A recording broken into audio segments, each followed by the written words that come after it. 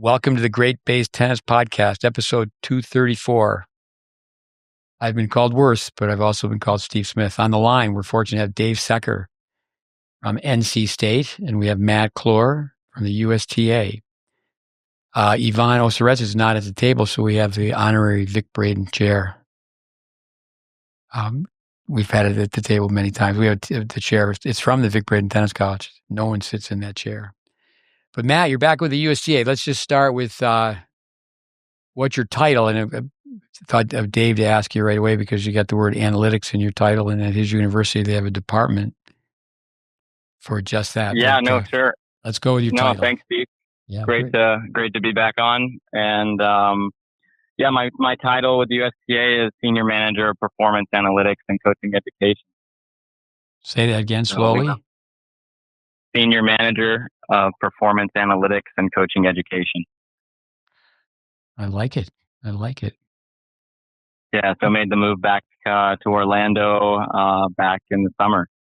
So we're kind of fully settled back down and enjoying it.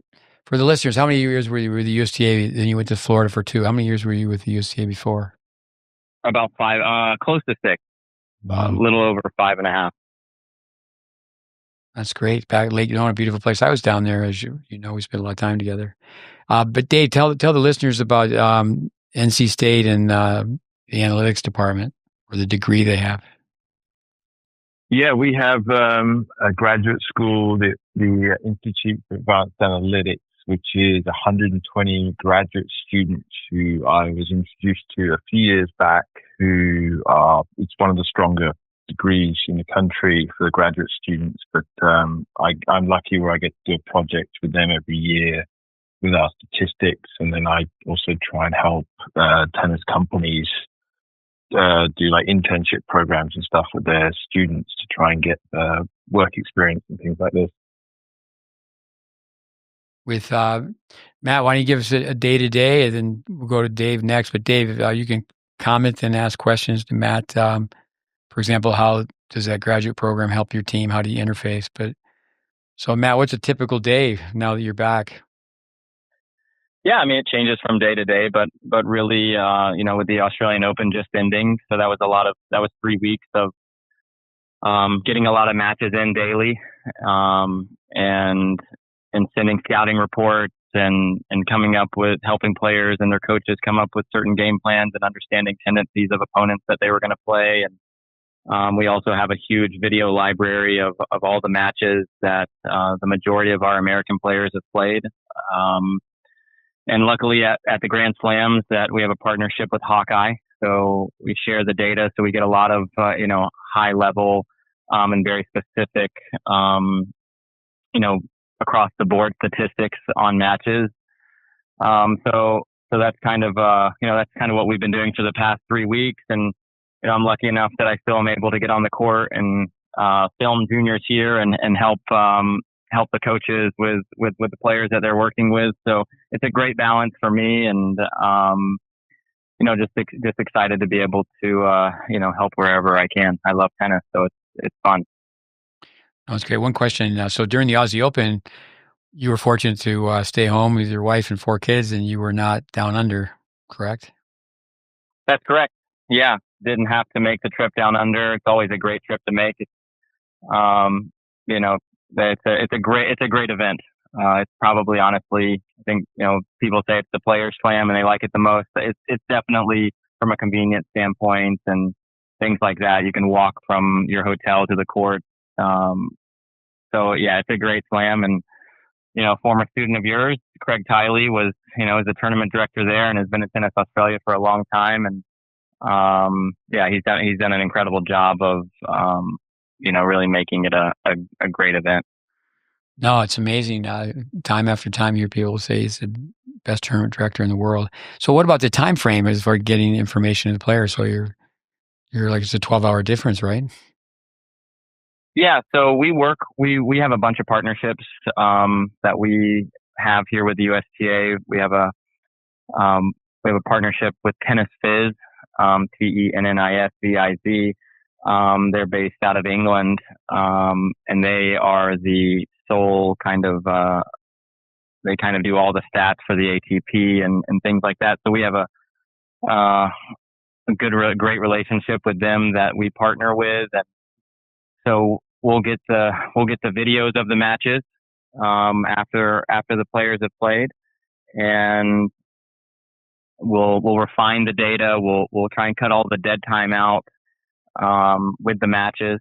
And, then we can upload those through, we use Dartfish, and so we can upload those to the channel and then send the video of the matches that they just played and also their next round opponents, along with, we have, going back a few years now, we can create cumulative reports on tendencies of players, that allow us to be able to, help, hopefully help give an edge to, the American players going into their next round. That's great. Go ahead, Dave.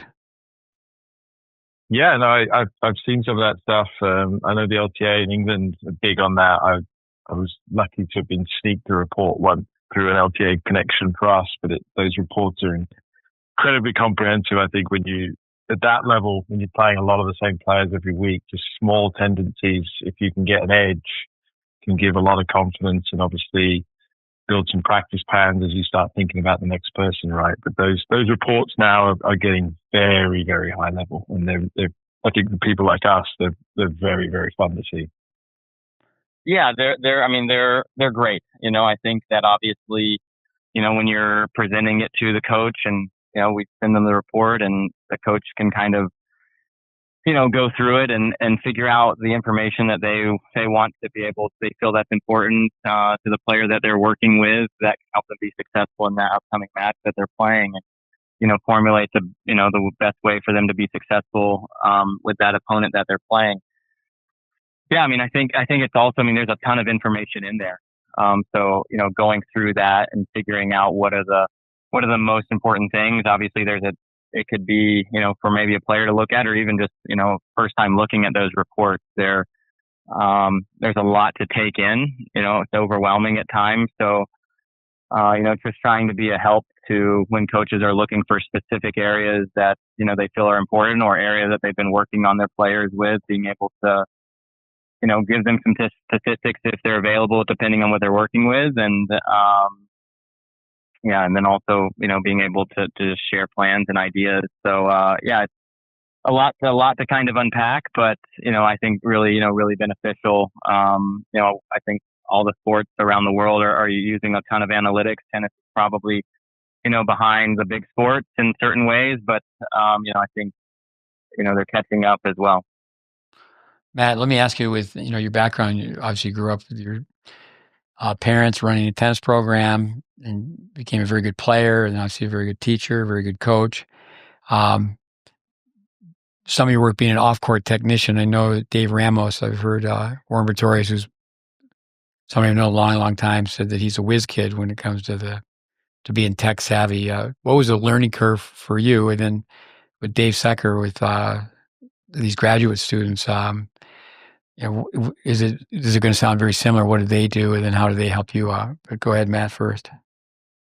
Yeah. You mentioned Dave Ramos. Dave is my boss. It really is the guy who really kind of set up our whole analytics department. Started in Boca and as kind of an intern, and kind of just started kind of compiling, trying to get things organized, and now we have a full department. So Dave's done an incredible job of, putting a team together and really, laying the foundation to be able to, have a full analytics department here. But the learning curve for me is, I've always enjoyed, the video side of things. That's one form of analytics. You'll film something and technically look at it and understand, how to break strokes down and the why and behind things. And, then there's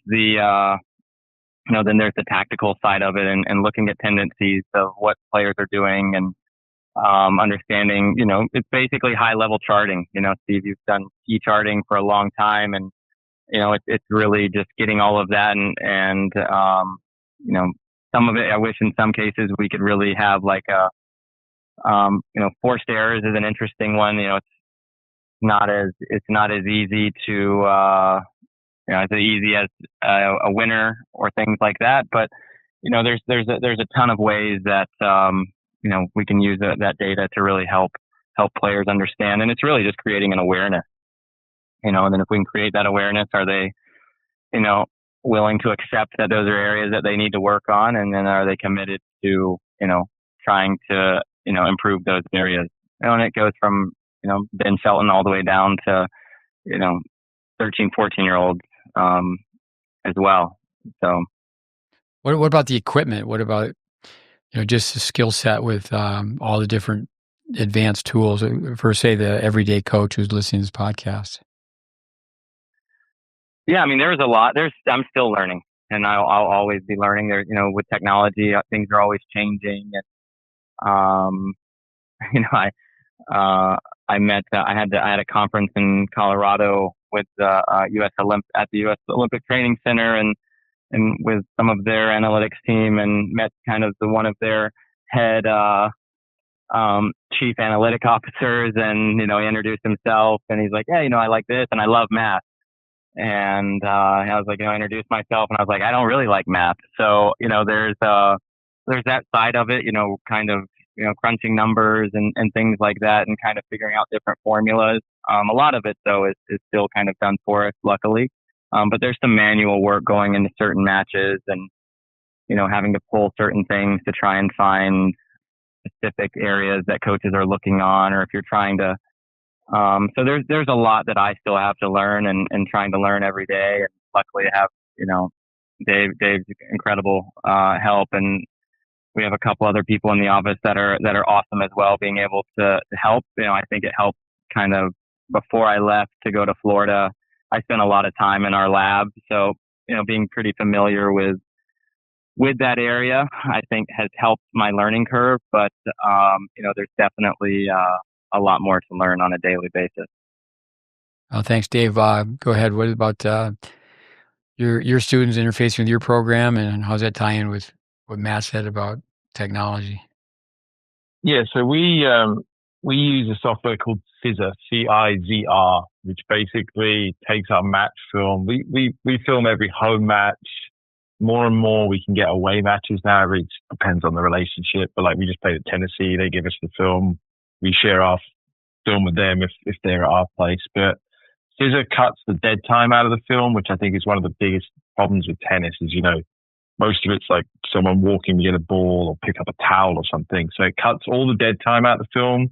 So you can usually watch a match in under 20 minutes pretty easily.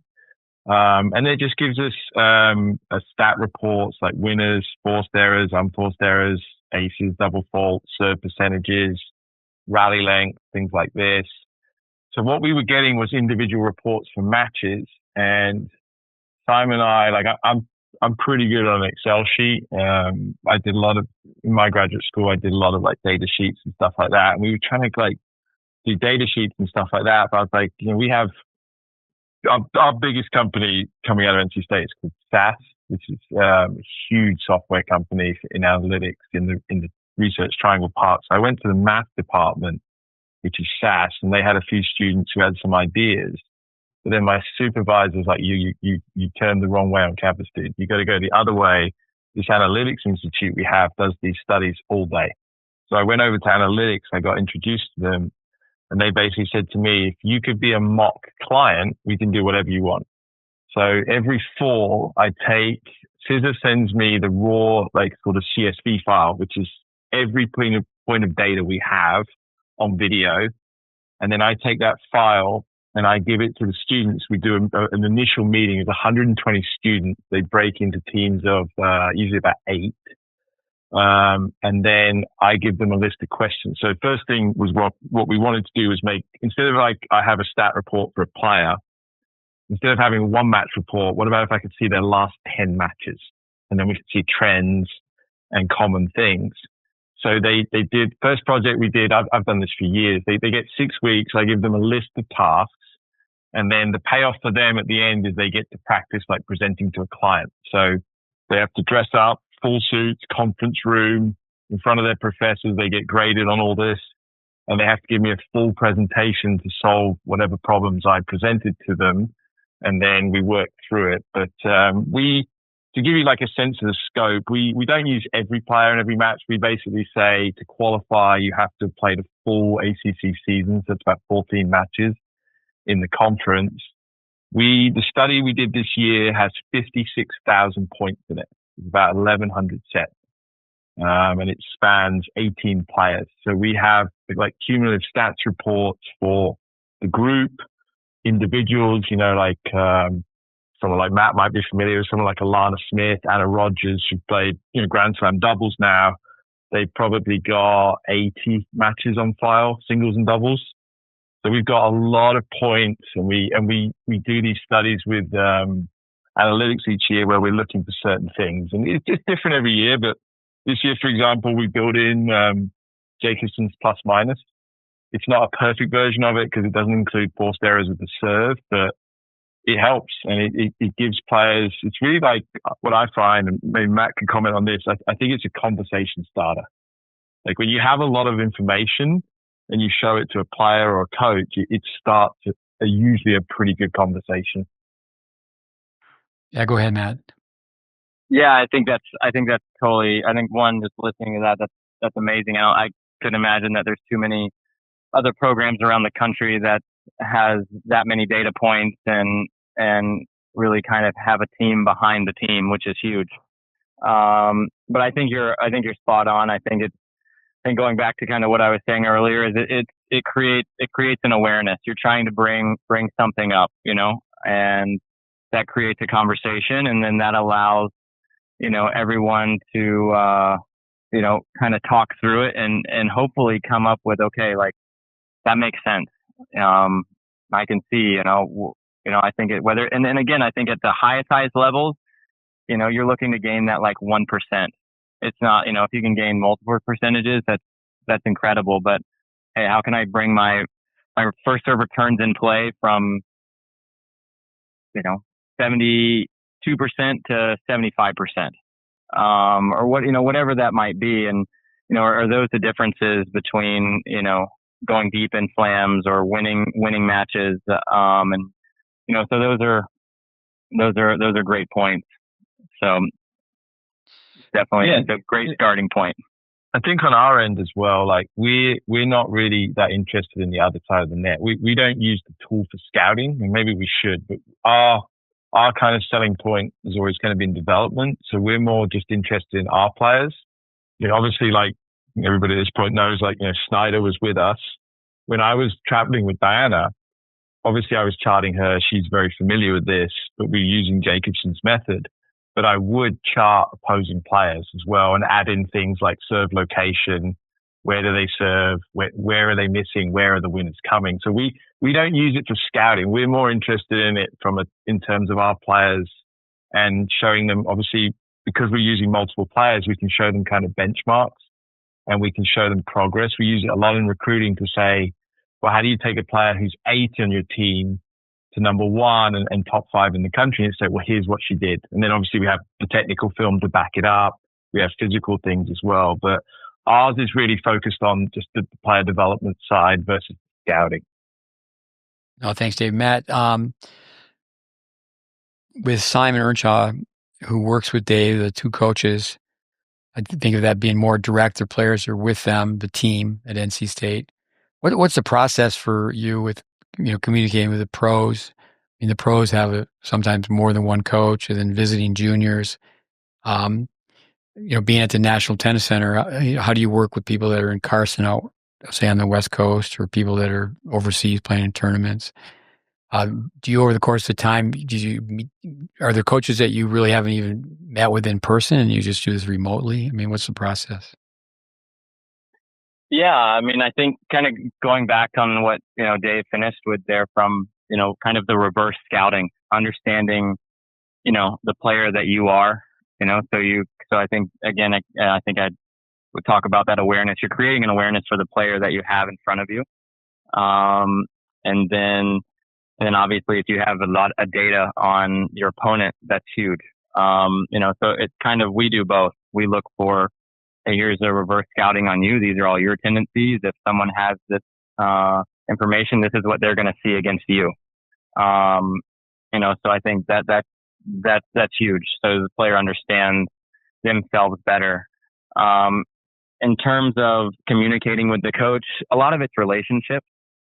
I think that's been built through time, through Dave Ramos, through Kathy Rinaldi, through Ken Kinnear, through the other national coaches here at the USTA, and kind of being able to, develop trust. And some of the coaches, it's just sending them information. Some of it is having a call and talking through things. So I think everyone's a little bit different on what they're looking for. And I think obviously sometimes too with coaching changes and new relationships takes time. So some of it's in person when we're there. A lot of it, just like in Australia, our analytics team was here. So we were sending a lot of reports. We did have some phone calls with coaches, trying to, and a lot of it, when it's in tournament time, it's who am I playing next and what are they doing right now?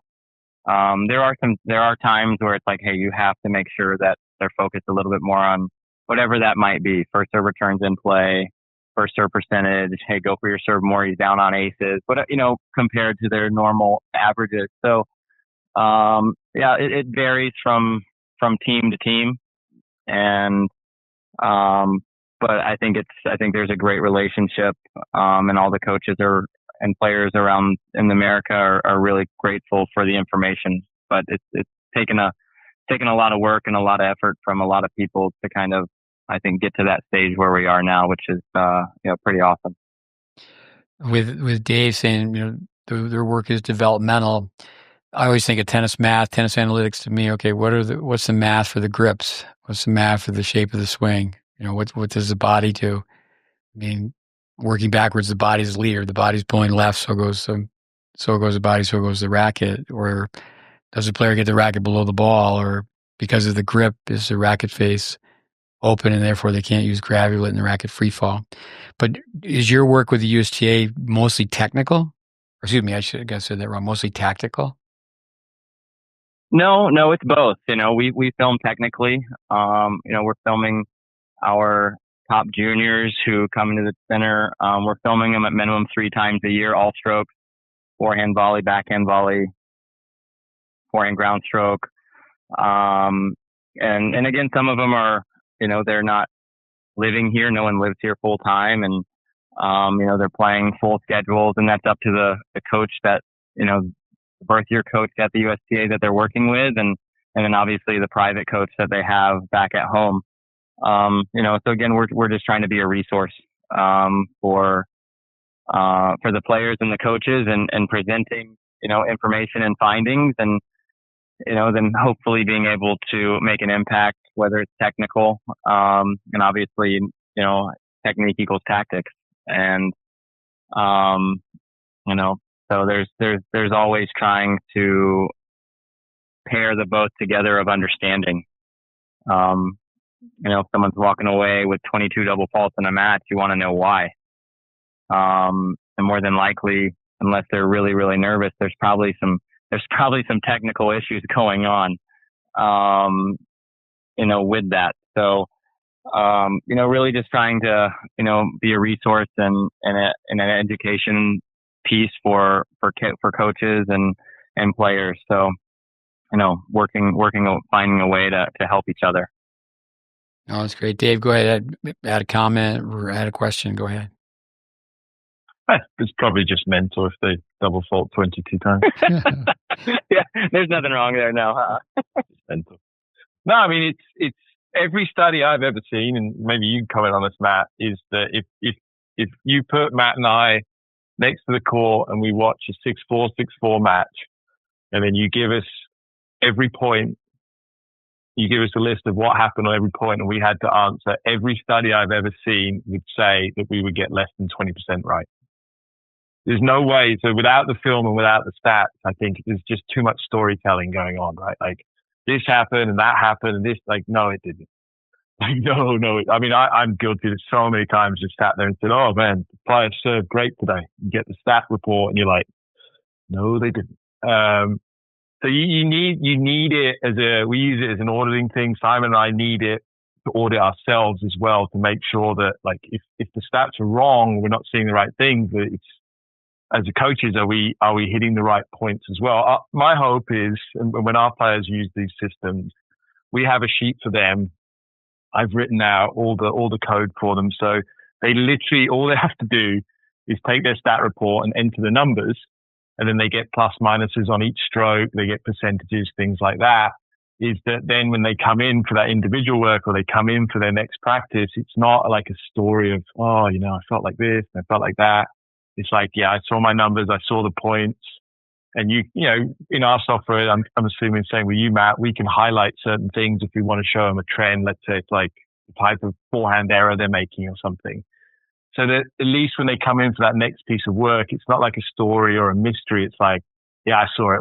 And then obviously as coaches, we have to build out a series of drills or situations for that. But I think there's this thing with tennis players or coaches where it's like, well, you know, it's not really that type of sport, you know. But it absolutely is. If I was playing, you know, at the level like Matt's talking about, I've seen some of these reports that these players get. You know, you want to know where a player serves under pressure.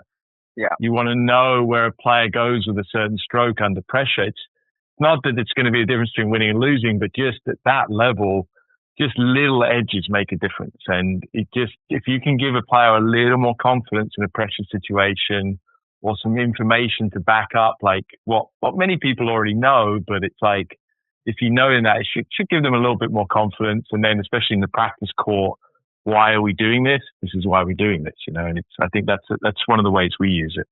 I think a lot of coaches do the same thing is, you know, they'll take the stats and say, whoa, wow, I knew that you were, you know, not serving great today, or I knew that, you know, whatever that, you know, there is definitely some times where it will allow the coach or the player to have a greater understanding of what just happened, and not just base it on feel. There's a lot more fact to it.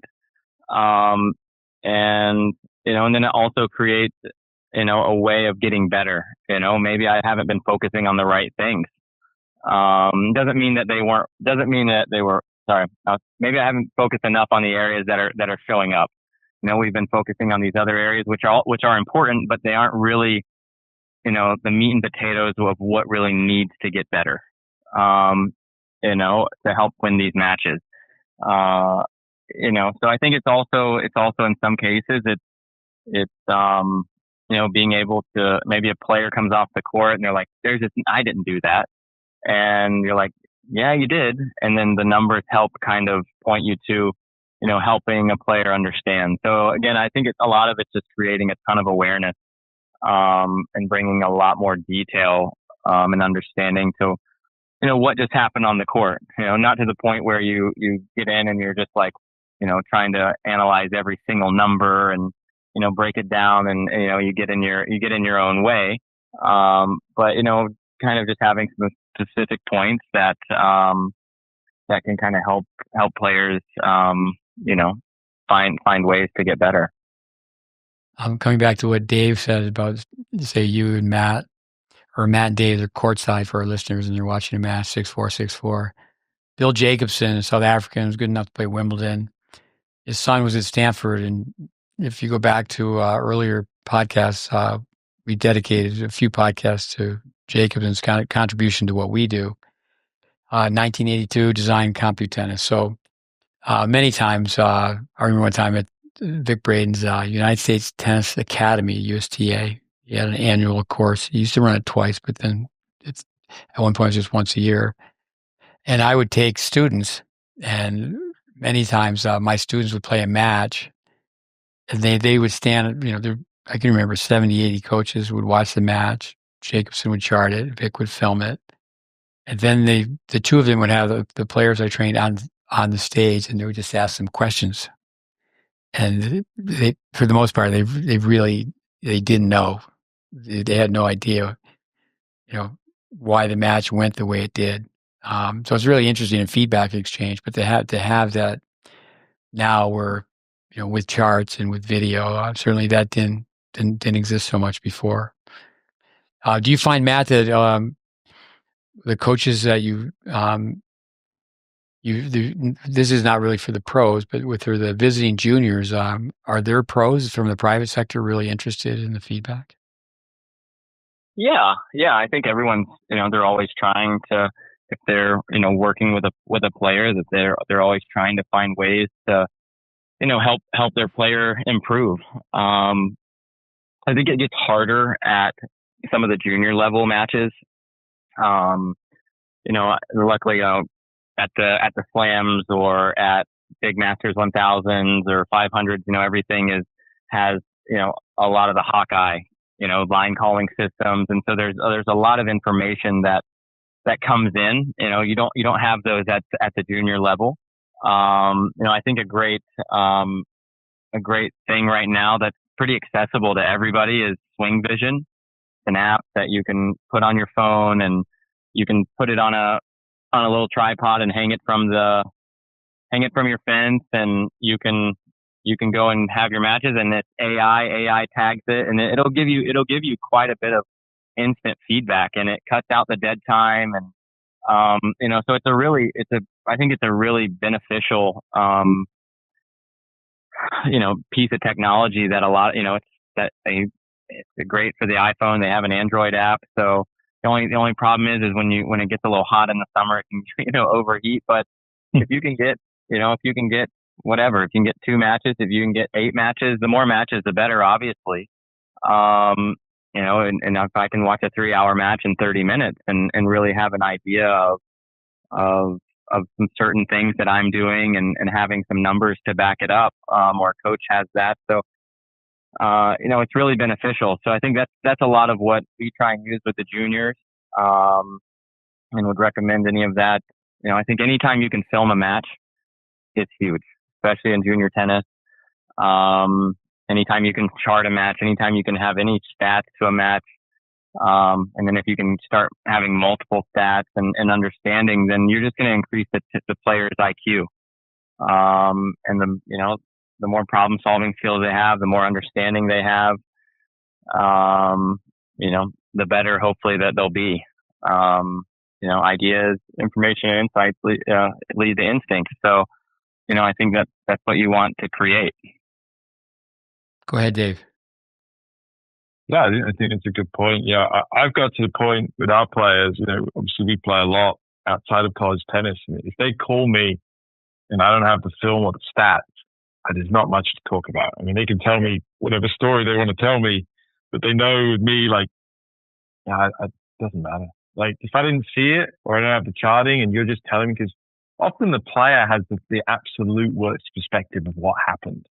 And it's not their fault. I mean, they're deep in the match and there's so much going on for them, but without just basic information like that, it's very hard to have a conversation about a tennis match. Once you've done it, because once you see these things, it's very much like with the technical stuff, you're just going to see the same things over and over again and changing those things. But like Matt there said with instincts, we take a freshman and we show them, all right, here you go. There's some players on this list that you wouldn't mind being an All-American like these guys, right? You wouldn't mind some of these rankings. Say, here's their unforced errors the first year, here's their forced errors, things like this. And you show them okay, we've got 56,000 points here. So this isn't, by chance. This is a solid stat. As your forced error rate goes up, we know that your unforced error rate will go down.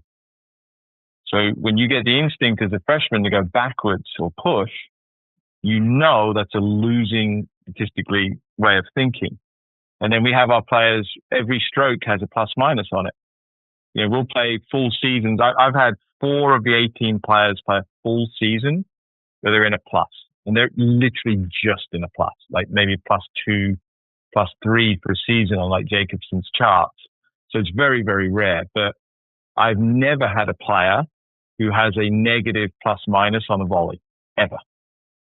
So you say to young players, you're scared to go forward, but are you actually scared of reality? Because your stats tell you that every time you go forward, it ends in a positive situation. You're not going to say you're not going to miss a few volleys, but if you're trying to build instincts in young players, everything is telling them not to do certain things. And most of them are successful players. That's how they get to this level of college. But as you go through the levels, it's like, it's not going to work.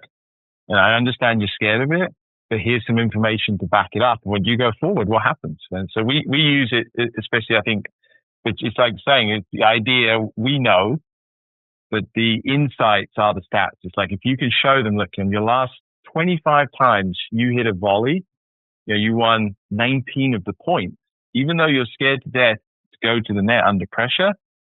Here's your plus minus on your forehand that you say you like, or your plus minus on your backhand that you say is your best shot. I've never really seen a player with pluses on those, but almost exclusively in certain situations they will on other shows. And a lot of that is just trying to change the way they see things. Let me just say this for our listeners.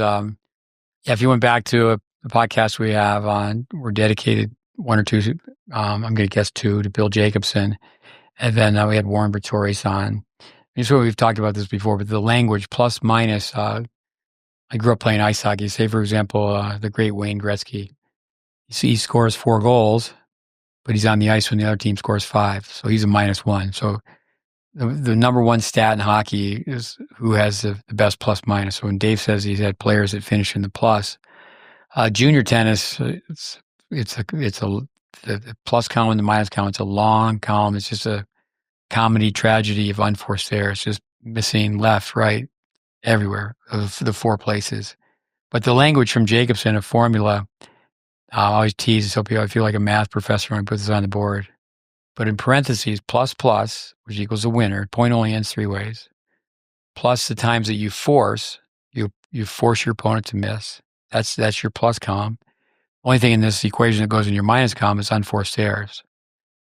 So your plus, and the winners plus the points you win through forcing, and then just their unforced errors. So Nadal was asked, how do you beat Nadal? That's easy. That was his answer. That's easy. Don't miss and be super aggressive.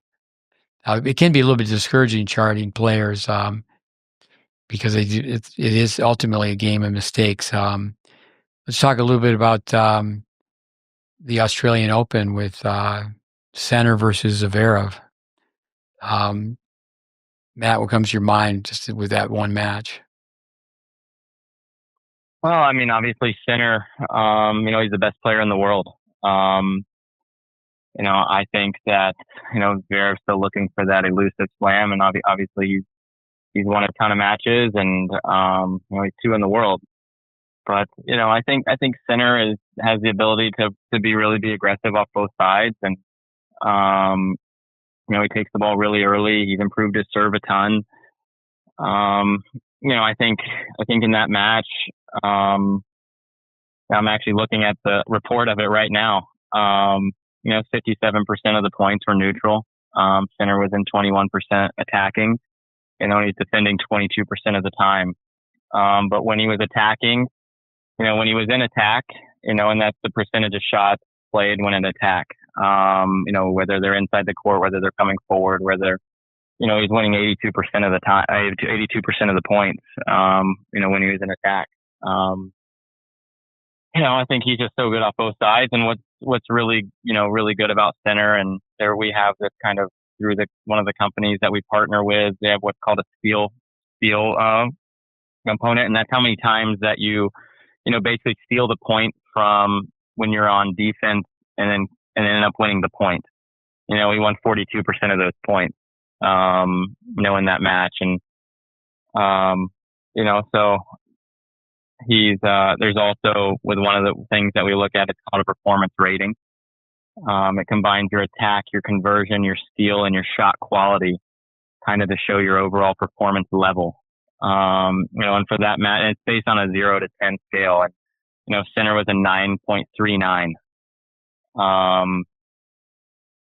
So that's, he's playing at a really high level right now. He's really confident. And, he's added pieces to his game. I think in that match, he used the drop shot pretty well against Zverev. Zverev has a tendency to play, pretty deep in the court. And, so, I mean, I think that we'd have to really kind of look at those numbers a little bit closer. And I think, if we're comparing performance rating to performance rating, I just told you Sinner was a 9.39. Zverev was an 8.73. So those are kind of, some little things here and there. Sinner was better off speed-wise, quality-wise, was quite a bit better off his forehand and quite a bit better off his backhand. And you think of Zverev as having one of the better backhands in the world, but Sinner's backhand that day was too good. Yeah, Zverev, you think he's over 50 million just in prize money. Goes into the rank number 2. He has lowered his toss. Certainly, you're talking to him, Jim Courier, interviewing about what his rate was. He was serving at 70%. Then there's percentage one behind the serve, which is another number. But all the years, the big word if, when we criticize pros, we're not really criticizing them necessarily. We're trying to just educate the young people, the coaches, and the players we work with. Braden used to say Borg versus Vilas, and Borg was a better Vilas. And if you lost to somebody 17 times, 18 times, that you should change up your game. What are your thoughts about someone like Zverev? The years have gone by. You mentioned instincts. Like, how many times does he serve volley? I mean, is the body serve going to come back? Is the volley going to come back? Is that just quite a big question mark? Yeah, I think obviously I think Zverev, if you look at his career, I think he's improved. I think he's improved in all of his areas personally. He's volleying better. He used to really struggle coming to the net. Sinner as well. So I think all of them are always trying to find ways to improve, and they're getting all this information. They have companies that they work with that are sharing insights and ideas of what other players are doing, and they're trying to what is Sinner, Alcaraz, all those guys. They're okay. What is Sinner doing so well that we can learn from? So I think that's always they're always trying to figure it out. We know that the average when coming to the net, win percentage coming to the net across the board is about 65% on both the men and the women's side coming forward. It's just, are they able to get there more? Are they able to be in attack more? But I think a lot of times too is at any level. I mean, it comes down to how you start the point, especially in the men's game today. How well you serve and really how well you return. I think those are huge. How you start the point. So for any juniors out there, you gotta practice your serve a lot, and you gotta have good mechanics on it so you can really develop a serve that can hopefully put you in an offensive situation, but behind your serve, and then you also have to return really well with good depth. And I think that's where Sinner's so good right now is, he's able to serve and return so well. And he moves incredibly well. So he's a tough out. All those guys are. And his mobility is off the charts. Unbelievable. Dave, go ahead. No, I think some really good points in there. But a few things, like you have a conversation with a player like that. This is the time of year where we do goal sheets with our players. Like talking to Diana Schneider recently in December, said you're the 5th most effective player on tour when you come forward. She ranks 5 in winning percentage inside the service line, but you only rank 58th in getting inside the service line. So it's these conversations like that at a high level. It's like you could sacrifice, you could be number 10 in coming forward, but if you could get to top 20 in getting forward, you would actually win more points. And I think using information like that at the high level can help players when they're trying to fight their instincts a little bit. But I think the point you make, serve and return. So I'm looking at a data sheet here, 56,000 points we have on file. 34,772 of them, there were 4 shots or less hit. So that means, if Matt and I are playing, it's 2 shots each max. So when we're talking about practice habits, obviously the serve. Like players, so many times you see academies and practices with players, it's like the serve comes last. It's like, well, if you know the numbers, but I think one of the best podcasts you did, Steve, was with the director of the Seattle Tennis Club. I'm butchering the name, Verdict's son. You have to remind me. What's the great coach from California? His son, who was the director up in Seattle. Doug Verdict. We talked about, are you a real tennis coach if you don't work on return? I think most people will agree that serve is the most important, and it is. But then surely return comes right after that. So I think when you're talking to young players, it's like, we're working on serve and return. Especially I see this with, a lot of times we work on return and the eyes glaze over. Like the player switches off. It's like, come on, this is, and you can make an argument on the women's side that it might be, the return might be more of a factor than on the men's side, because obviously the serve can be so dominant with the men, but they have to understand that piece. And like when we structure a practice, here are the numbers, like 60% of the points you play, you will touch the ball 2 times or less. And obviously if you're the returner, that means return first. And we try and use that stat a lot with young players when we try and make them understand this is why we do serve and return so much, and getting them to see that, because I think it's one of the biggest glossed over things. But at the high level there, I mean, it's constant, the work they do on that. And, someone like Sinner, it's not like you ever get a breather, right? The returning level is just as good as the serving level. You probably say, I wouldn't actually say a serve is a huge serve. I think it's a good serve because of size, athleticism, but his return is elite. Like the returning level, so the way he can break down a player, especially these players if they can't get the cheap points. We actually use, and I'm not sure if you use this, Matt, but first serve percentage and first serve winning percentage, we use, Shaughnessy has a formula where he takes the average first serve percentage and then he times it as a decimal of the first serve winning percentage. So you get what's called a first serve rating number. Yep. So it's one thing we use for players, like we're saying, well, yeah, you have a good first serve percentage, but it's not really a first serve because it's not generating anything. So it's a balance. We use the rating number as a balance to say, yeah, you could lose a few points on first serve percentage, but go for it more and you would actually generate more points. I know like one thing, if we could ever figure out how to do this, if we could ever have ball speed at the college level, and what we would like, and I know Tylee had this in Illinois, is a serve gun, where you just see the serve speed every time. Years ago, I was at the Australian. I had one of our former players with me sitting next to me in the box. And I told her, you punch me on the arm if Diana's first serve drops below 95. Just punch me on the arm so I can yell at her.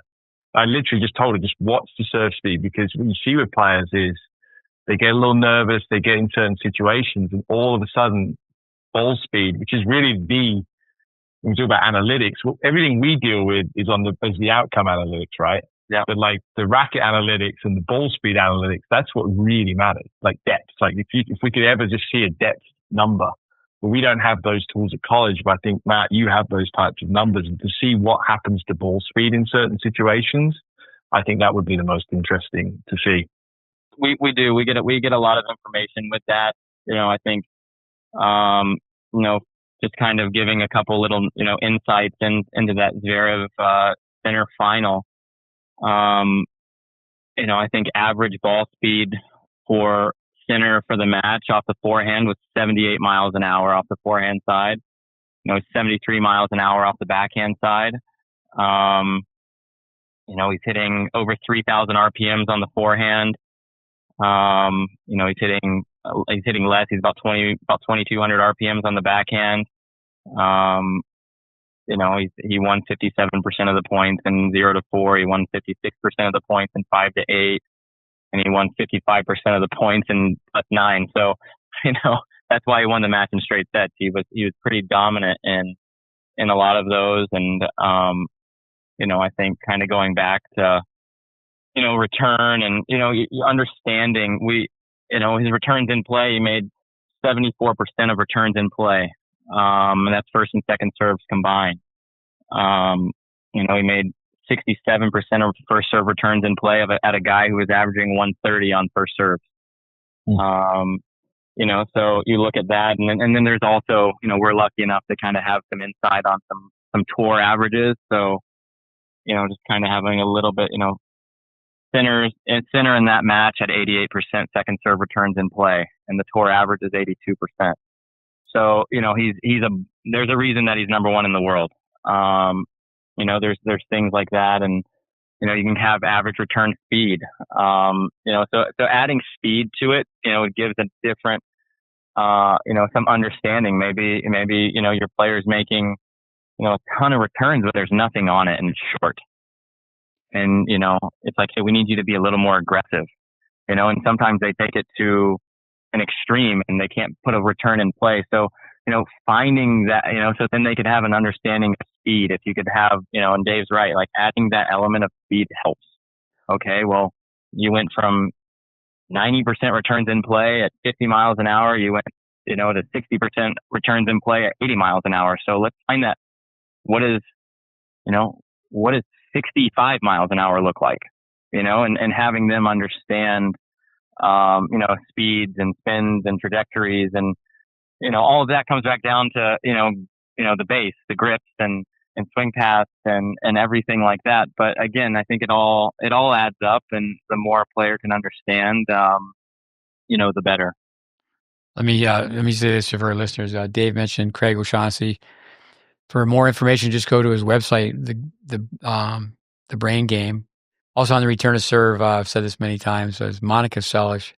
At one time, Braden, his research was that she took the ball earlier than anyone, but her dad used to serve 2 baskets a day, about 500 balls, 250 each, one of those carts of tennis balls, from the service line. People don't really work so much on the return to serve. How about Taylor Fritz? I mean, obviously, you've become so good, Matt. I know you've been on the court, hitting balls or traveling on the road with a group of coaches. His match with Monfils, I have so many people that I've worked with. John Posey even won. He said he was so pleased with how he thought Monfils was throwing the ball up a little bit higher, changing the pace, where it just wasn't a slugfest. So at the USTA, what would it's the Aussie Open just ended just less than 48 hours ago. So what would your comment be on Taylor Fritz? Just in general. Obviously Taylor is he's 4 in the world, and he's having and has had an incredible career. And, I think he starts the point so well with his serve. He returns really well. So, he's starting in really good positions. And I think, he takes the ball early, and, he's gotten really fit, and he's, that's been I think, something that he's worked really hard on. And, Monfils, he's, he can run. He's probably, maybe arguably, I don't know, some people say the most athletic guy ever to play, play the sport. He's definitely, he's 38 years old. He's been around a long time, and, he's pretty laid back guy. I think, that was a tough match for Taylor. I didn't really get a chance to watch all of it. I know Taylor likes to play aggressive tennis, and from the baseline, I still think that that's something where, Taylor can really improve a lot on, and, is continuing to feel more comfortable from the service line in. And, I think he has been working on that, but, I think it's definitely an area that can still, help him. But I know Monfils has that ability to drop back and run and just make you play that extra ball, and he's a heck of a shot maker. And,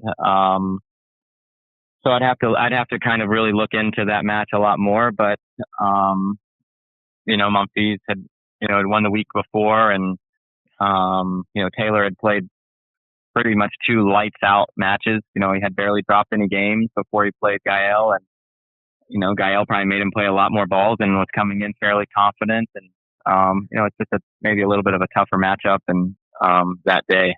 So how about with both Dave and Matt, the workload? I love to watch football, but this year, I know I watched the Ohio State Notre Dame game. Then I just recently watched Buffalo and Kansas City. And I've heard this for years. A basketball coach, for example, have a team of coaches and there's just one court, one game to watch, the basketball court, where a tennis coach has 6 courts. Well, the workload, so to go backwards, so for example, Buffalo's already working on next year. They were so close this year. And now Kansas City, just like they do in high school football, we're going to study your film, you study our film, and then we're going to play. But what about the workload going back, in your department? Does the USTA go back and then how would you, it's just a mountain of work. There's so many matches. How would you do that? Do you just say, okay, we'll take 10 matches in 3 different sections? Do you actually backtrack and go over losses like that for Taylor Fritz? If that's what his coaching team would like, yeah, we're always sharing that information, and we try and get all of our American players as much as we can that play, where matches are recorded and streamed. We try and get as many as we can, on film. And if they're not on a Hawkeye court, we have a great partnership with Warren Pretorius's company, Tennis Analyst. I think it's called BS Tennis now. Yeah, we just try and get as much information as we can, and depending on what the coaches are looking at, if we can go back and do a summary report, I think it's really hard to do a summary report if you have less than 5 matches. But the more matches, the better. And then obviously, comes from surface to surface. So if we can get a cumulative report of the last 10 matches that a player's played on clay, or we can do a clay court report summary after the clay court season. And obviously, a lot of the season's played on hard court. So, at the end of the year, being able to, kind of give them a report for, how they did, for the year. What were their tendencies, their percentages, and, if they wanted to say, hey, look, I played really, really well. I won this tournament. What were some of the things that, I was doing better maybe than I normally do?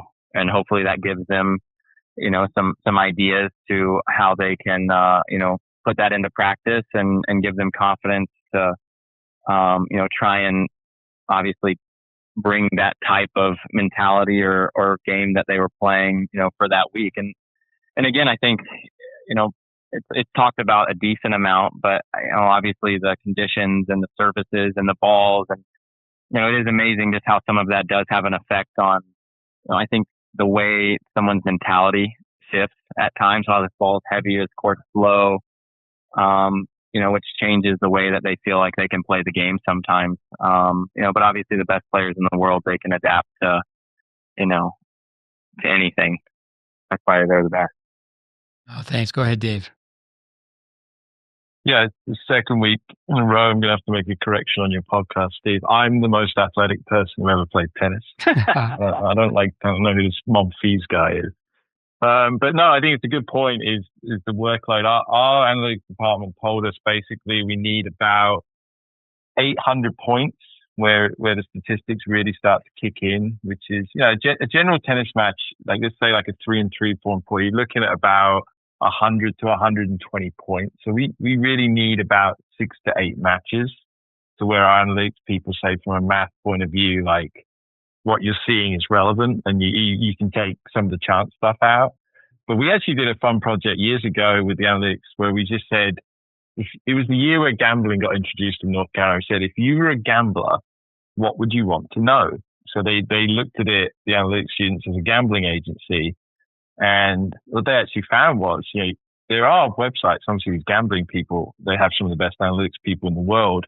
They can tell you based on temperature, brand of ball, altitude, this, that, and the other, who's going to win. And it's very, very powerful stuff. But the odd stuff is really, really interesting. And you have to take that into account, where a player is and what the conditions are as well, which is not an easy thing to do. But in terms of workload, that's what we've been told. And that's how we develop like our cutoffs for which players we use and which players we don't when we're trying to use statistics. No, thanks, Matt. Joe Public. So I'm Joe Public. I'm sitting at home, and hear that Tommy Paul is watching videos from players from the past like Henman, Rafter, Edberg, and he's starting to go forward, and been told that, certainly by someone like yourself or my son Connor, that, he's so athletic.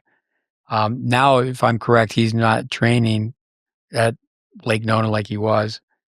But Madison Keys, with Bjorn Fantangelo, her husband, somebody I've watched play since he was probably like 13. What's your comment, one, on Tommy Paul going forward? And what's your comment on Madison Keys? She's always been a great player. You don't know much about Tommy Paul being Joe Public, but Madison Keys, she wins she's been a great player for a long time. At 14, she beat the number 81 player in the world. But there's just, I've read so much, and listened to some interviews for sure, and there's more to read. But what are your comments on those two players, Tommy Paul going forward and Madison Keys winning the Aussie Open? Well, both had great tournaments. Tommy just broke into the top 10 after that, and I think he's 9 in the world. And Tommy was the number 1 junior in the world, I think, at one point in time, before turning pro, and won the Junior French Open. And Tommy's always been an incredible talent and player. And I think Tommy's maturing, and he's really, really fit, and he's really committed. I can't speak to, he's coached by Brad Stein, and I can't really speak to, kind of anything other than that. But I think obviously when you're watching Tommy play, he's definitely, it looks like he's trying to force more, and trying to play a more aggressive style of tennis, and use his speed really offensively. And I think, he's having he's really having a great career. And, in Maddie's case, just really happy for Bjorn and Maddie. And, I think, it's great to see her get over the hump. And, I liked listening to what she said, in big moments. I just kept trying to tell myself to be brave and play aggressive. And, I think that's something that, Bjorn's been really trying to help Madison with, is continuing to, play, aggressive tennis and go after her serve more in bigger moments. And, so I think she, to beat Swiatek, Zabalenka, the run that she had, especially from playing Danielle on, the players that she had to beat, to go through Rybakina, Collins, Svitolina, Swiatek, Zabalenka. Yeah, wow. I think it was a pretty incredible effort. And, I've got to watch her for the past, a long time before, my first stint here at the USTA, and really got to watch pretty closely, since I've gotten back, and been lucky enough to spend some time with Bjorn and work through, help him kind of, sharing some ideas and things. And, it's pretty awesome to see her be able to, come through that side of it. Courtside, he just looks so calm. I'm sure he wasn't, how's it go? Like a duck. The duck looks so serene, floating across the pond, but underneath her, they're churning like crazy, paddling. But Bjorn, did you think, I looked it up. I knew he's top 100 in the world, but for someone to win $1 million in tennis, it's hard to win $1,000 in tennis. But he retired 2 years ago, so that's had to be a huge plus for her, correct?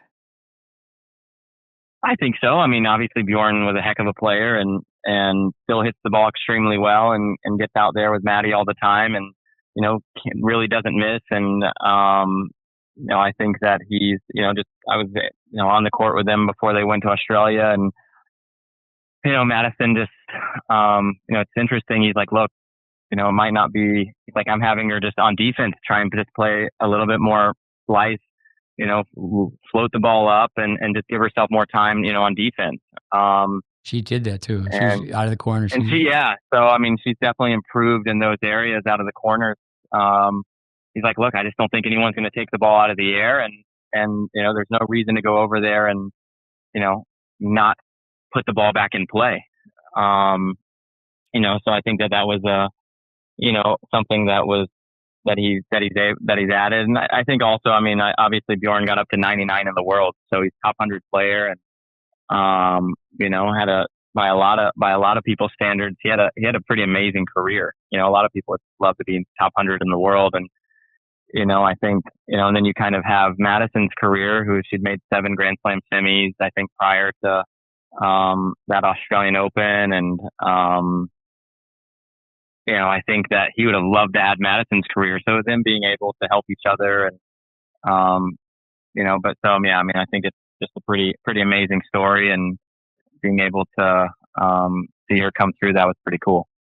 I know Tal Goodman has worked his way up finally in the lineup at Penn, and I can remember you set up many of our players to practice with players at the National Center, and this stage fright. I remember you went over, and he was just a deer in headlights.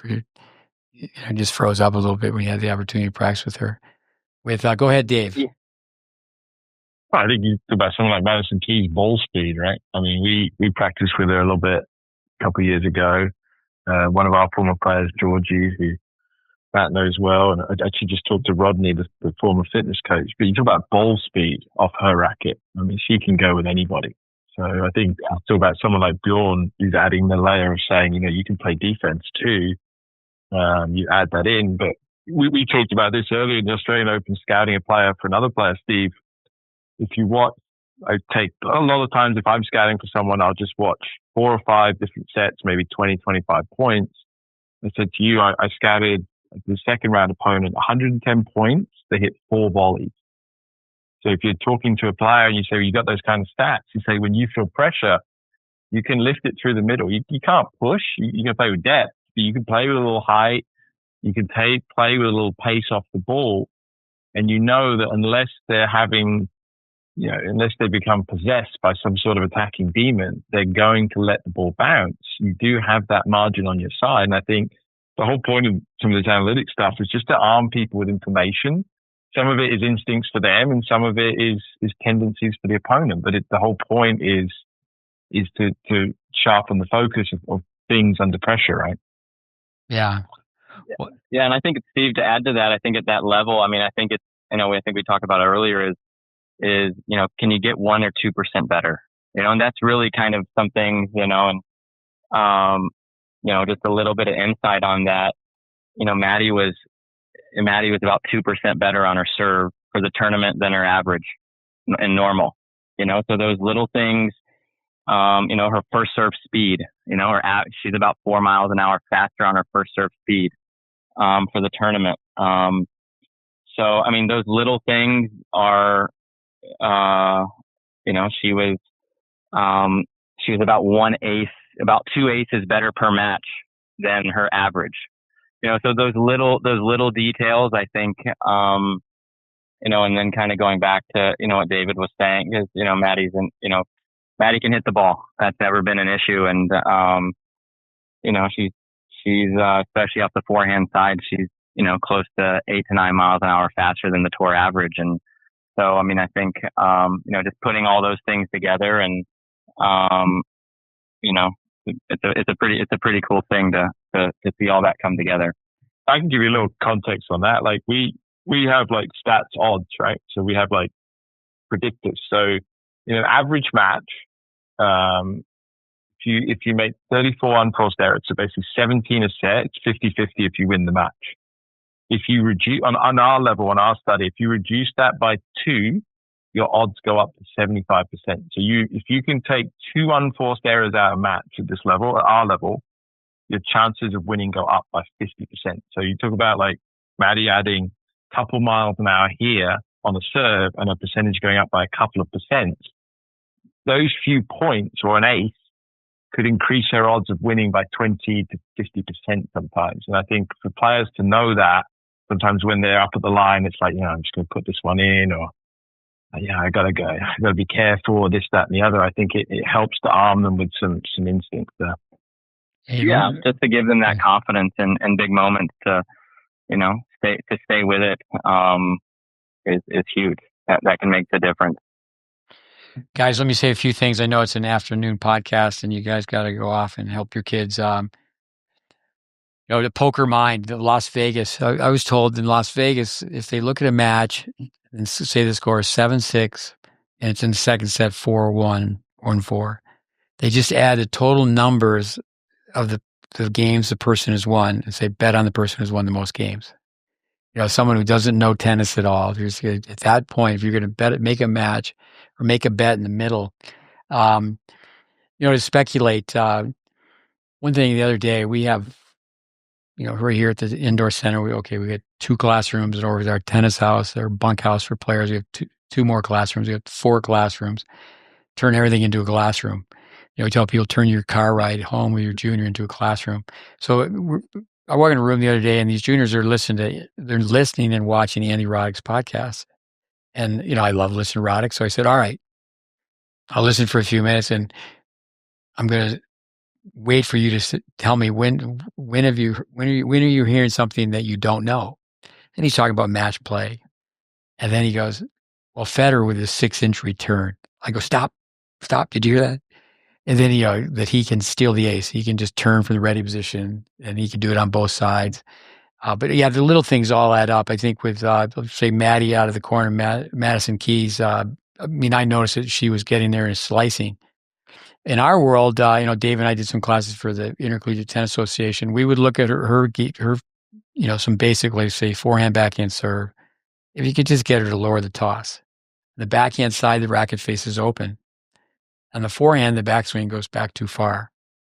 But so I think one thing is, well, the players can make changes in their game, but players could add. I think one of the biggest things, and Matt, why don't you end on the comment on this, is that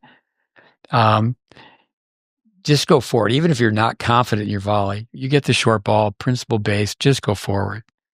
You already mentioned that players win 65% of the time, or maybe Dave said that across the board. But why don't you make a closing comment, guys, and we'll let you sign off. Well, Matt and Dave. No, this has been fun, and wish we could talk more. And it was great hearing David having great insights, and I'm actually going to call him after and kind of figure out some ways that maybe we can get better here. But I think I think like you said, the little things add up into the big things, and it starts with having great fundamentals and good grips and playing a bunch of tennis and hitting a bunch of balls, quality reps. Anytime that you can get a little bit of information, whether you're going to play a practice set or you're playing a tournament, having a parent learn to chart or a coach, just having that information just where it's more factual and less, well, I felt like you could have done this better. And that's not saying that, that hopefully maybe sometimes can, the stats can kind of back up what you were just saying, which is always very powerful. But I think that I think it's great to have that information. And, but I think for any juniors out there, players, I think the biggest thing is you always got to be a fighter and competing, and and the more information that you have and in your arsenal, the better. And try and be managed by the stats as as much as you can, and less by kind of the score. And understand if you can force in today's game and play aggressive tennis, it's gonna be to your favor. And especially if you're younger and you're trying to play the right way, play aggressive tennis and looking to take your opportunity to come forward and working on your ability to play from the service line in, and developing a good, strong, fundamentally sound serve. And those are things that are going to help you into the future. So those would kind of be my closing comments on it. Oh, thanks, Matt. Go ahead, Dave. No, I think Matt said it earlier. We have this line in the analytics presentation we give to recruits. Ideas and insights have to form instincts, but you can't get the formula the wrong way around. You can't have instincts first. Some players, it's true, they have good instincts, but you want to develop instincts based on factual things. And if you understand basic stats, it's very easy to override instinct. It's not easy to get people to do it, but it's easy to get people to understand why you're saying something or why we're saying something, right? But I think it's the more and more players play, the parents are investing and kids are investing and coaches are investing amount of money. It's very easy to learn how to do basic statistics it can be a little bit of a nerve release as well, anxiety. If a parent just learns how to chart on the side, it can be a different way than being so emotionally wrapped up. It's almost like they have something to take their mind off it. But if you have that information and you get good at it and you develop it, you can give that to your coach, you have it to the player, it takes some of the emotional stuff out of it. I think it's a very good tool for young players and parents who are young to the game. I think it's a great tool to have. Oh, guys, thank you very much. I wanted to share 2 words with you young parents, Matt and Dave, young parents. Gainfully employed. Your kids one day hopefully will be gainfully employed. I'm at that age where my 2 sons are gainfully employed. Actually, I'm going this weekend to my second wedding in 2 months. Another memo is you're never supposed to be responsible for anything you have to feed. That starts with a cat, a dog, a horse, a child. But anyway, I appreciate you taking time. I hope we haven't held you back from what you got to do in the afternoon here with your kids. But thanks again, guys. Adios, amigos. Oh, it was a pleasure. Thanks, guys. See ya. All right. Yes. Adios. Yeah, thanks. Bye. Let's wrap up episode 234. A few announcements. We will be back to the beautiful Wintergreen Resort, taking a 3-week trip. Ivan Osaretz and myself are going to go to Tampa. Have to attend a wedding. Mikhail Smith. Connor Smith was just married in New York City, and Mikhail Smith is going to be married in Tampa, Florida. Lucky guys. And so I'm going to go to Orlando, to Miami, to Vero Beach, back to Orlando, to Atlanta. There's a camp in Atlanta. February 20th to 23rd, near Atlanta, Peachtree. Other announcements when we get back, we'll be back here at the end of February 25th, and then we'll be here to teach tennis. We won't do that much traveling through the outdoor season, which I would say ends like October 15th. Wintergreen, the position for tennis director is still open. So people can send resumes to me, and I will make sure that the general manager gets a copy of those resumes. I'm helping out the general manager in finding the right person to lead the racket sports department with so many things. Yvonne's going on this trip with me, but one thing we're hoping for is the story of Diana Schneider. She was just mentioned by Dave Secker a few times in our podcast on analytics. Mat Cloer's position, new position with the USTA. The story of Diana Schneider with us, DS. I refer to her as the real DS. There's Dave Secker, DS, and then there's Diana Schneider. She's the real DS. 12 in the world. What a story. So Natalia Sorokin is childhood friends with Diana Schneider's mother. They played tennis together. So turning the clock back, Natalia asked me what I thought this young girl should do. I think she was 5 in the world. So I looked at video with Natalia and I said, I think she should learn to play from the service line in. And I think, to have a pro career, she doesn't have to be in a hurry to go nowhere fast. Take your time. Don't microwave your tennis game. So I recommended NC State, recommended Dave Secker. Obviously, Simon Ershaw runs the program, but Dave Secker, we have a long connection with on tennis teaching. And she did go to play tennis at NC State. She was there for the first year. And I certainly was hoping that she would be there 2 years, but it worked out that she's playing pro tennis at the same time she's going to school. And Dave told me based on the rules, she had won too much money. You have to explain that to me. Not really sure exactly how that works. But her income was definitely exceeding her expenses. I think that would be the answer I had to guess. So Dave worked with, and Andy Fitzell worked with her. And we're hoping that because of Ivan's ability to speak Russian, since he's been here the last 2 years, I've been working very hard teaching him how to speak Russian. and he's been a very good student. No, but he is fluent in Russian. His parents brought him up with his sister out in Mission Viejo, California. But that is a major skill.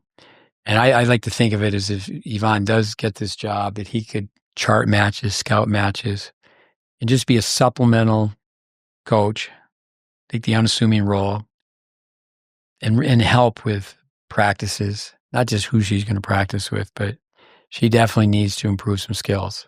She's only 20 years old. So I would hope it would unfold like it could be a scene from the Moneyball. Ivan's 25 years old, but he has some information that other people don't have. And we'll see how it goes. It's not 100%, but Dave Secker is, I would say a person who should be leading the brain trust. I think all players need to have a brain trust. You have a group of people, that phrase, they're all on the same page. Another phrase, they all get it. Water doesn't run uphill. The tennis court's not a circle. Tennis information. With Mat Cloer and Dave Secker, let me just say a few things and go through this with trying to inspire young coaches that are listening. To me, Dave Secker and Mat Cloer are young. Matt was born in 1984, so that means he's going to be 41. I'd always heard his name. I say always. When he was a young junior, he was one of the better players in the country. And I was coaching someone who was also born in 1984, Riley DeHart. But I just never met Matt, never watched him play. And grew up in the country, North Carolina, out west, Western Carolina. So when I did finally meet him, it was because he had recruited my son to play tennis at Florida State. And my son just had blinders on. He wanted to go to Florida State.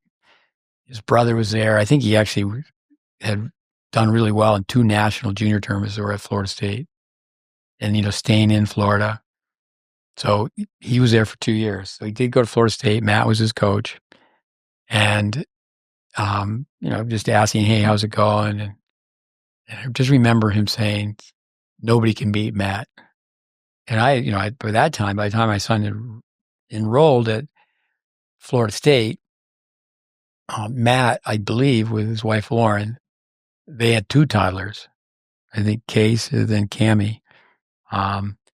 So you got to figure that a guy's not sleeping too much if he's got 2 kids that are under the age of 2 or 3 years old. And so he wasn't hitting that many balls because he's coaching. Matt, my son said, well, nobody can beat Matt. I mean, nobody on the team can beat Matt. J.Y. Abone was on the team as well. At the time, he was the highest ranked pro player playing college tennis. Very, very good player. But anyway, so I said, hey, I need to make a video of Matt. I'd film his strokes, get some film of him playing.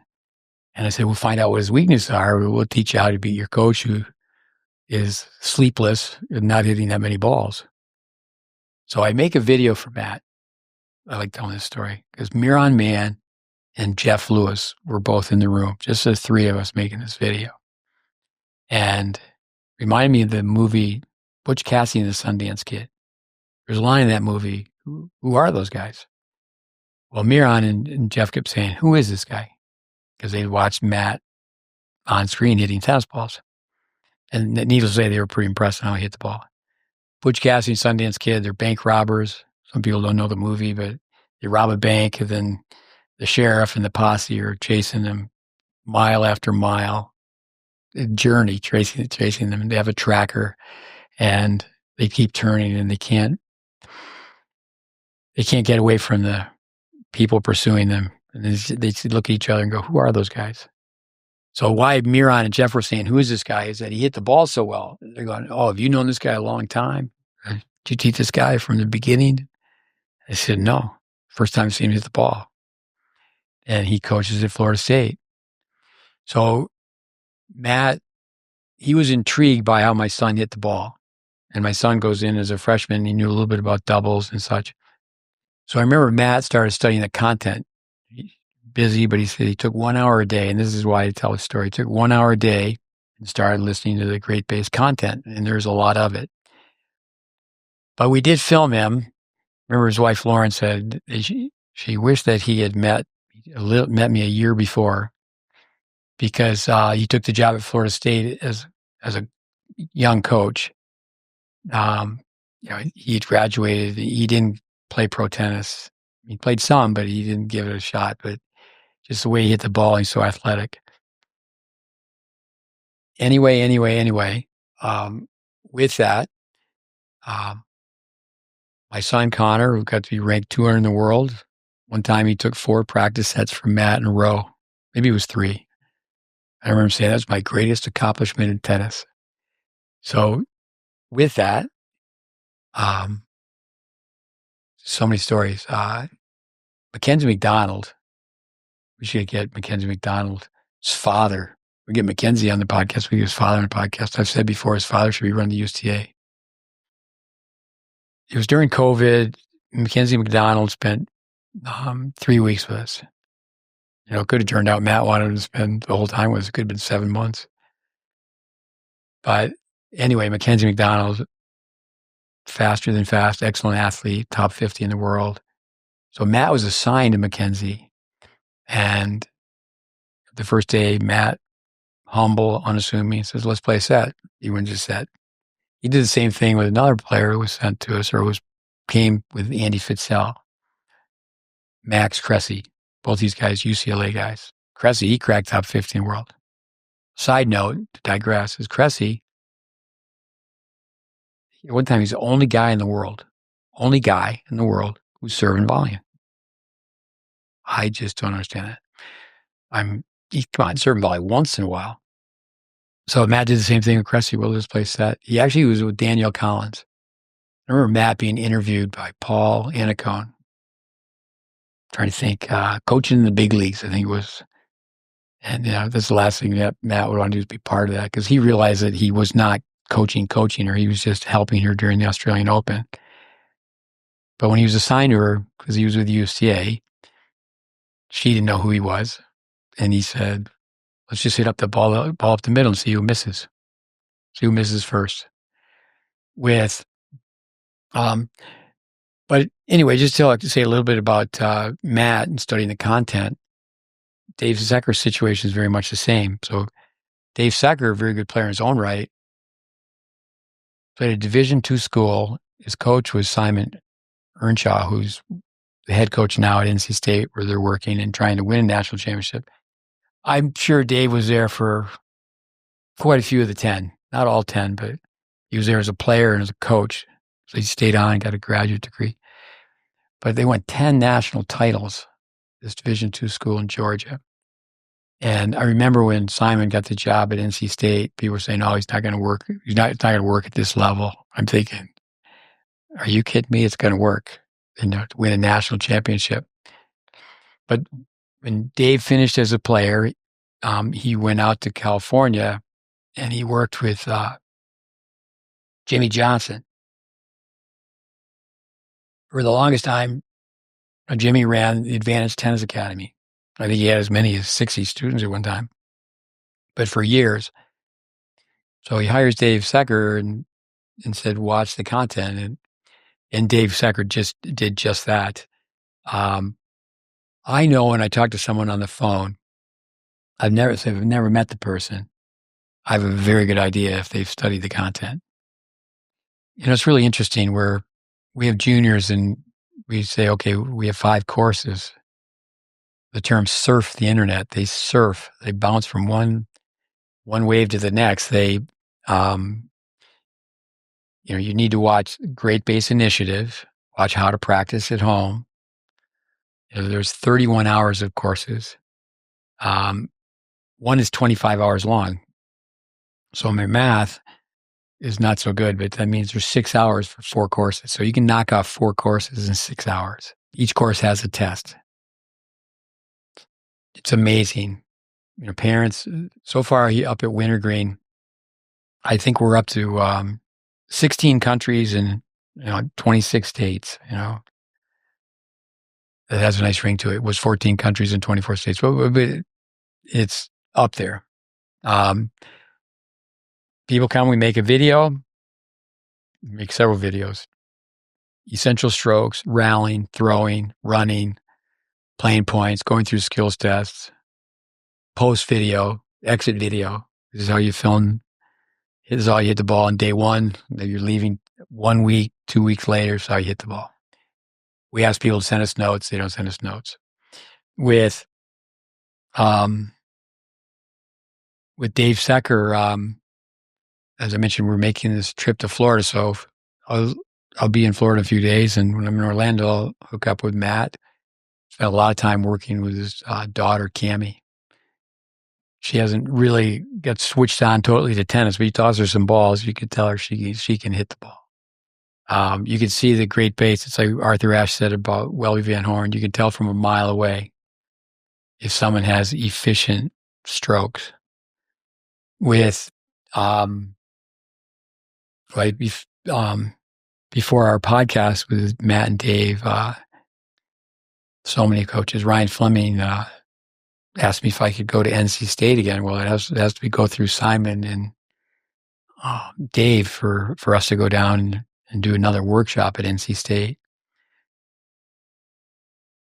But anyway, for the people who've listened to this podcast, certainly it's uplifting for me. I mean, I've done these classes recently with Dave with the ITA, Intercollegiate Tennis Association. You could go to their website and probably find those classes. As I would tell juniors, probably is a weak word. You can find those classes on the ITA website. We did 4 on stroke production with mentoring. We had a podcast on mentoring. My late father used to say to anybody who had a driver's license, last 2 words were drive slow. My grandfather said to everybody, grandfather Mikhail, would say, keep smiling. I haven't been smart enough to come up with 2 words, but I think keep plugging. People need to keep plugging away at the information. But for me, listening to Matt and Dave, it's great where your students come back and now you're learning from your students.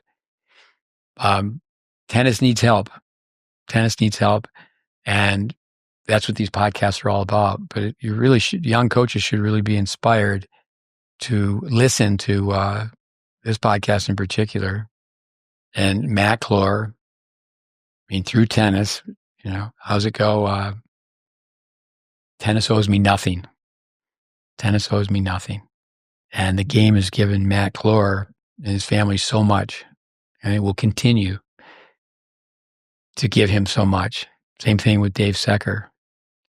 To get, you have to give. But you have to give an effort. Give an effort. Let me just close by saying, with the GreatBase, use my name in third person, it's not Steve Smith stuff. Certainly there's an in-depth study of the work from Vic Braden, Dennis Vandermeer, Welby Van Horn. You go through the 8 pillars. I know that Dave, the way he mentioned Jacobson, and then Bill Jacobson, one of the pillars. Go back to the early podcasts and match analysis. He mentioned one of the best podcasts in his mind was Doug Verdick, his father Jim Verdick, who talks so much about the return to serve. But anyway, thank you, Matt. Thank you, Dave. Thank you, Yvonne, for putting all this together. Thank you for listening. Another podcast in the books. We always, not always, quite often we say you need to have a tennis treasure chest and you need to be looking for golden nuggets. And I hope from today's podcast, Mat Cloer and Dave Secker, that there's a few golden nuggets. And one last thing is with the ITA, Intercollegiate Tennis Association, is keep plugging. Years ago, Dave Fish, who's been on our podcast, a longtime coach at Harvard, didn't work out, but I remember going to the NCAAs to meet with Dave Benjamin with the ITA, Dave Secker, and the meeting was about we want to have tennis camps become better in America. And, to me, everyone should be able to teach. It's, the ready position. People should be able to go out. And if everybody once a week could just help somebody for 30 minutes on hitting the ball better. It's really unfortunate that a lot of times players go up the ladder, even like say a 13, 14-year-old at a club, and they get to the point where they think they're too good to give back. And the best tennis coaches, the best college tennis coaches in the past, the way they ran their camps, that would be one pearl that perhaps wasn't part of this podcast, but I know in the last class Dave Secker and I ran for the ITA. People need to pick up on it. As a girl come in who went on to be very accomplished in her 4 years at NC State, based on whether it be an All-American or top 10, just the accolades, and said, well, she really made the change in her backhand when she worked the summer camp. That would be a golden nugget to leave you with. Anyway, 2, 3, 4, when we get to 260, we're climbing forward to 5 years of podcasts. But thanks again for listening. Adios, amigos.